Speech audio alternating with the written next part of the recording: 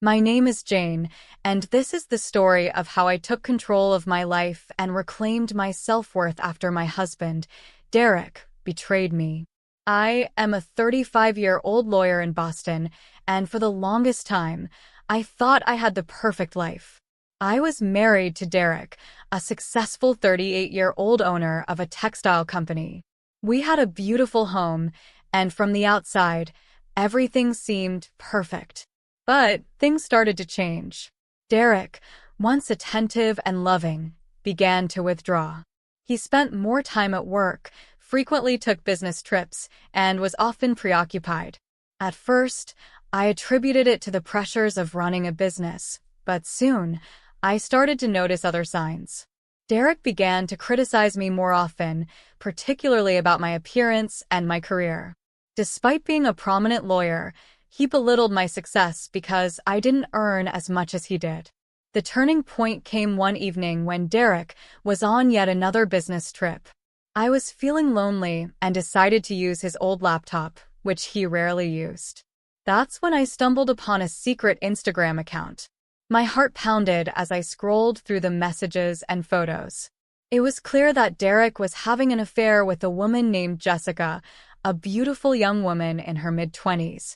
The next day, when Derek returned, I confronted him. "Derek, are you cheating on me?" I asked, my voice trembling with both anger and sadness. "I have proof," I added, holding up the laptop.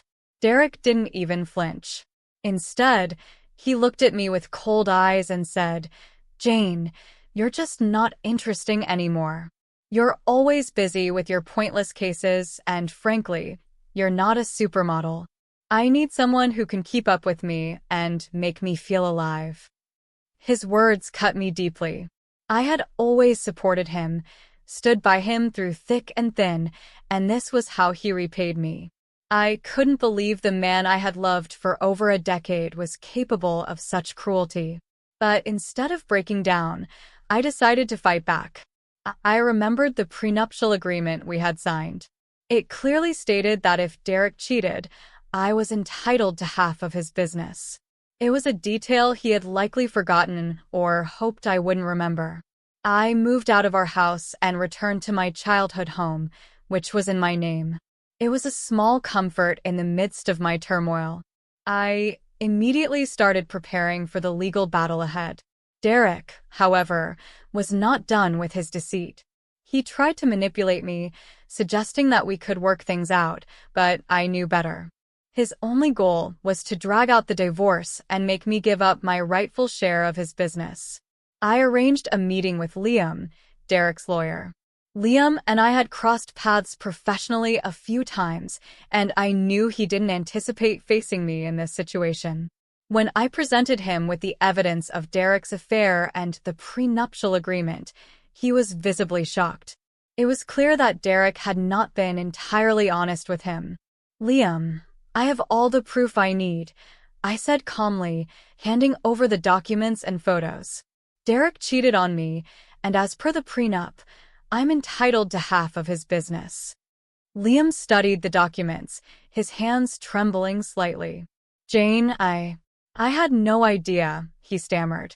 "Derek never mentioned any of this." "Well, now you know," I replied. "And you can tell Derek that I'm not backing down. I will get what I deserve." Derek was furious when he learned about my meeting with Liam. He called me, his voice filled with anger. "What did you say to my lawyer, Jane? Why are you doing this?" "Because you betrayed me, Derek," I responded, my voice steady. "And I won't let you get away with it." Over the next few weeks, Derek tried every trick in the book to intimidate and manipulate me, but I stood firm.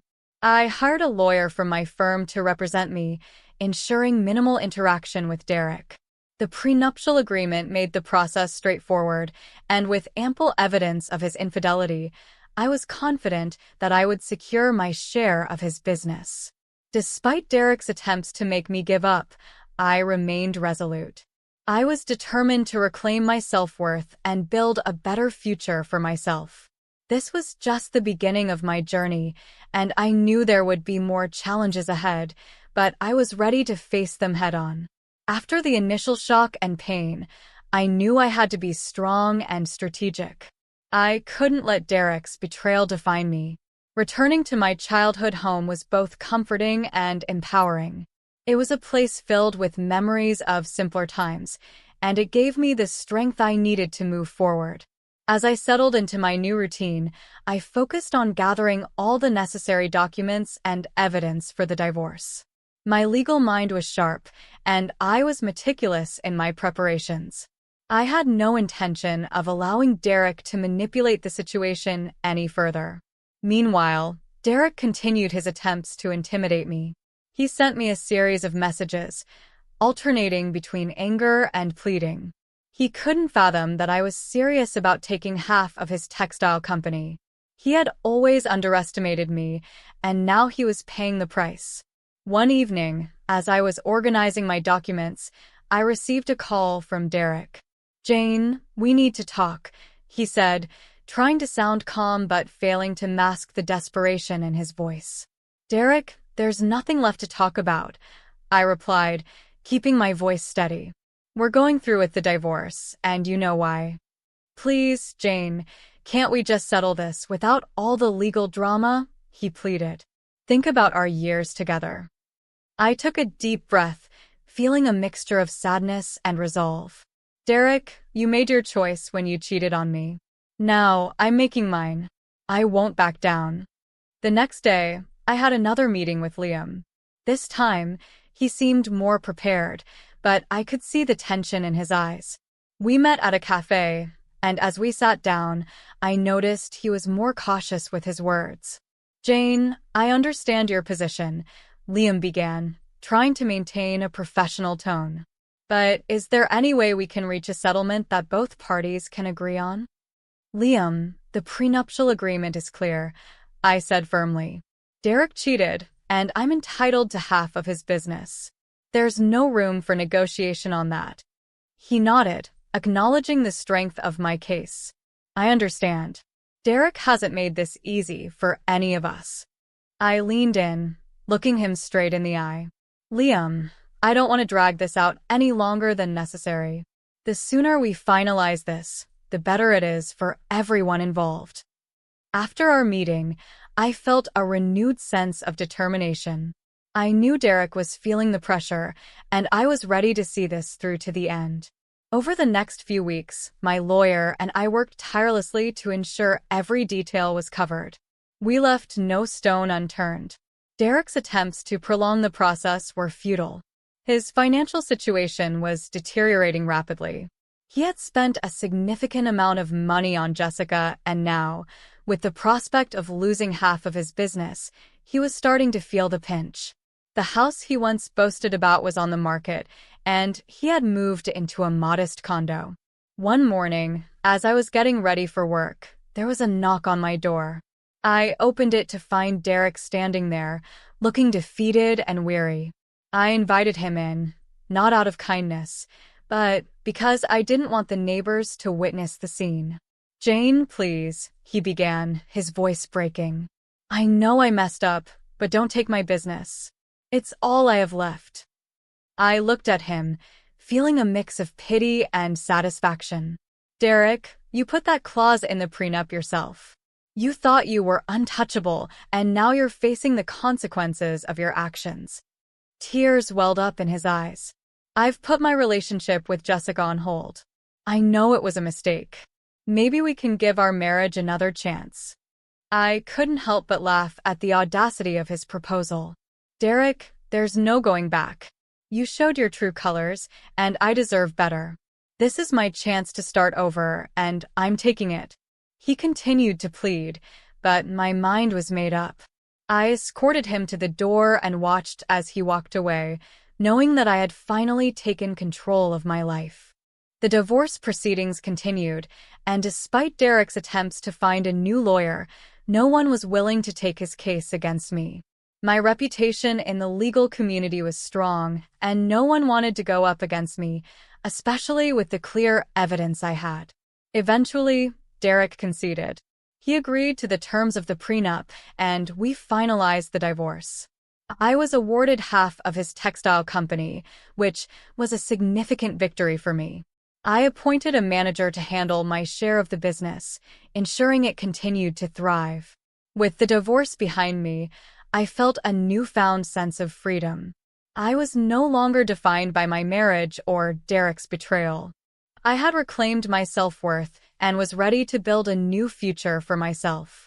With the divorce finalized, I began the process of rebuilding my life. The initial relief of being free from Derek's manipulation and deceit was overwhelming. I threw myself into my work, finding solace and satisfaction in the courtroom. My colleagues noticed a change in me. I was more driven, more focused. I wasn't just fighting for my clients, I was fighting for myself. Managing my new share of Derek's textile company was a challenge, but one I embraced wholeheartedly. I appointed Mark, an experienced manager, to oversee the daily operations. Mark was efficient and trustworthy, and I knew he would handle the business well. This allowed me to continue focusing on my law practice while ensuring my new business venture thrived. Every day, I grew more confident in my abilities. I began to see the fruits of my labor, both in my law career and in the textile company. I moved out of my childhood home and bought a beautiful new mansion in the heart of Boston. It was a symbol of my newfound independence and success. One evening, as I was reviewing some documents, my phone buzzed. It was a message from Derek. I hadn't heard from him in weeks, and seeing his name on my screen brought back a flood of emotions. Against my better judgment, I opened the message. "Jane, I know I don't deserve your forgiveness, but I need to talk. Please." I stared at the screen, debating whether to respond. Curiosity got the better of me, and I agreed to meet him the next day. We met at a quiet cafe, away from the prying eyes of our former social circle. Derek looked worse than I had ever seen him. The confident, successful man I once knew was now a shadow of his former self. He fidgeted nervously as he spoke. "Jane, I've lost everything. Jessica left me, and I can barely keep up with the bills. I know I hurt you, and I'm so sorry. I'm not asking for sympathy. I just wanted you to know that I realize how much I messed up." I listened, feeling a mix of pity and vindication. "Derek, I appreciate your apology, but it doesn't change what happened. You made your choices, and now you're facing the consequences." He nodded, tears welling up in his eyes. "I know. I was arrogant and foolish. I just wanted you to know that I regret everything." As I left the cafe, I felt a sense of closure. Derek's apology, though late, gave me a sense of finality. I was truly free from his shadow, ready to fully embrace my new life. With my focus back on my career and business, I started taking on more significant cases at work. My success rate soared, and I gained recognition as one of Boston's top lawyers. The textile company also flourished under Mark's management, adding to my financial stability. One day, Mark called me with exciting news. "Jane, our company has secured a major contract with one of the leading fashion brands in New York. This is a game changer for us." I was thrilled. This contract not only meant substantial profits, but also elevated the company's status in the industry. It was a testament to how far I had come since leaving Derek. The news spread quickly, and soon I was receiving invitations to industry events and recognition from various business associations. My life had transformed dramatically, and I couldn't be happier. Reflecting on my journey, I realized that Derek's betrayal had been a catalyst for my empowerment. I had discovered strength and resilience I didn't know I possessed. I had rebuilt my life on my terms, proving to myself and others that I was more than capable. But even with all this success, I knew the journey wasn't over. Life would always present new challenges, but I was ready to face them head-on, armed with the knowledge that I had reclaimed my self-worth and emerged stronger than ever. With my career flourishing and the textile company booming, I felt a sense of fulfillment and peace that I hadn't known in years. I had faced the worst and come out stronger. Yet, life had one more surprise in store for me. One evening, I attended a charity gala in Boston. It was a grand event, filled with influential people from various industries. As I mingled and networked, I met a charming man named Alex. He was an architect, successful yet humble, with a warm and genuine personality. We struck up a conversation, and before I knew it, hours had flown by. Over the next few weeks, Alex and I grew closer. He was kind, supportive, and appreciated me for who I was. For the first time since Derek, I felt a genuine connection with someone. I shared my past with Alex, and he listened without judgment, offering understanding and encouragement. Meanwhile, my professional life continued to soar. The textile company secured another major contract, this time with a renowned designer in Los Angeles. Mark and I celebrated our success, toasting to the future and the incredible journey we had undertaken. One day, I received a call from Liam, Derek's former lawyer. "Jane, I wanted to reach out and let you know that Derek is struggling. He's lost his business and is facing serious financial issues." I paused, feeling a twinge of sadness. Despite everything, Derek had been a significant part of my life. "Thank you for letting me know, Liam," I replied. "I hope he finds a way to move forward." In the midst of all this, Alex surprised me with a weekend getaway to the countryside. It was a much-needed break from my busy schedule. We spent the weekend hiking, talking, and simply enjoying each other's company. It was during this trip that I realized how far I had come, both personally and professionally. On our last evening in the countryside, Alex took me to a beautiful overlook at sunset. As we stood there, taking in the breathtaking view, he turned to me and said, "Jane, you are the most incredible woman I have ever met. Your strength and resilience inspire me every day. I love you." Tears welled up in my eyes as I replied, "I love you too, Alex. Thank you for being there for me and for accepting me as I am." We returned to Boston, our relationship stronger than ever. I felt a deep sense of gratitude for the new chapter in my life.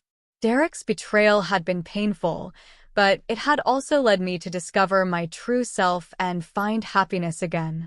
One afternoon, as I was working in my office, Mark burst in with a huge smile on his face. "Jane, we did it. Our company has just been awarded Textile Company of the Year by the National Textile Association." I was overjoyed. This recognition was the culmination of all our hard work and perseverance. We gathered the team and celebrated this incredible achievement, toasting to our success and the bright future ahead. Reflecting on my journey, I realized how much I had grown. From the depths of betrayal and deceit, I had risen, reclaiming my self-worth and building a life I was proud of. I had faced Derek's attempts to undermine me, and instead of breaking, I had become stronger.